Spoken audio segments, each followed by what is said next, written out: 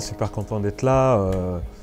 J'ai eu une super expérience avec mon premier film Les Misérables qui avait été projeté ici à San Sebastian. Et là je reviens avec mon second film Les Indésirables. Et je suis super content, d'autant plus qu'hier on a remporté un premier prix. Donc oui, très ravi d'être là.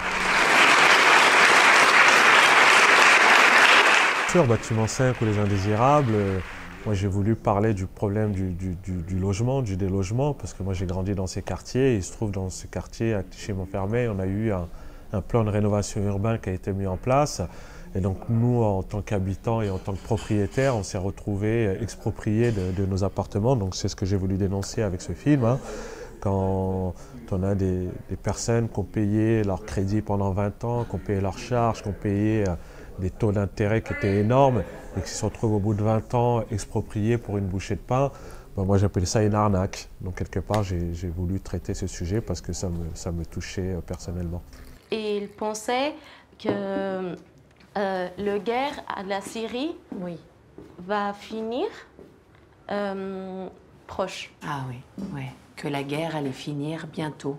Que la guerre allait finir bientôt. Que la guerre allait finir bientôt. C'est un film qui est beaucoup plus politique. Déjà, on traite sur un maire d'une ville de banlieue, et ça reste un sujet qui reste assez politique, le logement, parce que c'est une problématique importante en France. On a plus de, je n'ai pas les chiffres, mais plus de 5 millions de mal logés, et on se rend compte qu'à travers le monde, ce problème concerne toutes les grandes villes. Aujourd'hui, dans toutes les grandes villes, on a ce problème d'expropriation, on a ce problème de spéculation immobilière, de gentrification. Donc on se rend compte que les plus faibles, les plus pauvres sont obligés d'être relogés ailleurs ou expulsés de leur habitat. Je pense que c'est mon rôle en tant qu'artiste de raconter les conditions de vie de ces habitants, d'autant plus que moi j'ai grandi dans ces quartiers, donc je connais très bien le sujet.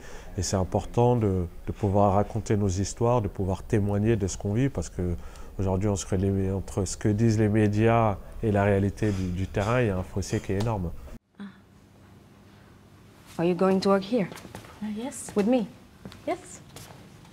En termes de mise en scène, c'est sûr que c'est assez différent des Misérables. Les Misérables, c'était une caméra à épaule, et on avait très peu de moyens et il fallait sortir le film. Aujourd'hui, on a eu la chance quand même d'avoir un budget qui était quand même conséquent. On a eu pas mal de matériel, une belle équipe technique, donc on a eu plus de moyens en tout cas pour faire le film.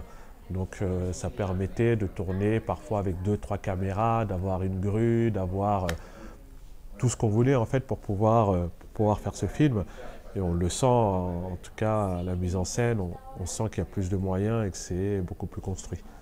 Le choix des acteurs, j'ai voulu continuer à travailler avec les mêmes acteurs que Les Misérables, notamment Alexis Manenti, Steve Tchenche, Jeanne Balibar. Pour moi, c'était important de retravailler avec eux, parce que dans ce film est dans la continuité quelque part des Misérables.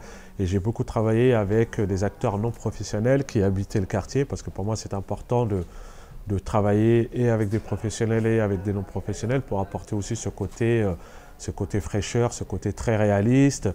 Et pour moi c'était important d'impliquer les habitants, parce que c'est quelque part aussi leur histoire. Ces premières séquences du film, oui, c'est une séquence qui est très forte, où on a ce cercueil qui descend la cage d'escalier, où l'ascenseur est en panne. Et ça raconte aussi quelque part les conditions de vie de ces habitants. Il y a une phrase dans le film où on dit « on vit dans des conditions difficiles et on meurt dans des conditions difficiles ». Je pense que tout est dit à travers cette séquence. Oui, malheureusement, après le cinéma, on a un cinéma qui est de moins en moins engagé, j'ai l'impression, où les gens ne veulent plus spécialement s'impliquer dans des sujets. Et pour moi, c'est important en tant que cinéaste, en tant qu'artiste.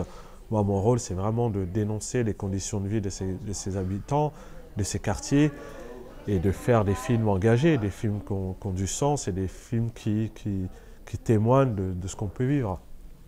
Comme je dis, malheureusement, des gens qui ont grandi dans ces quartiers et qui font des films, il n'y en a pas beaucoup.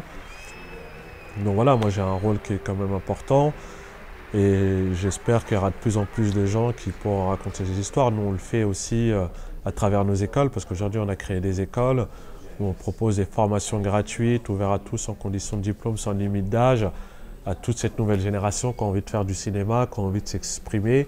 Donc voilà, on en est à notre 4e école aujourd'hui. On a ouvert à Paris, Marseille, Dakar, Guadeloupe.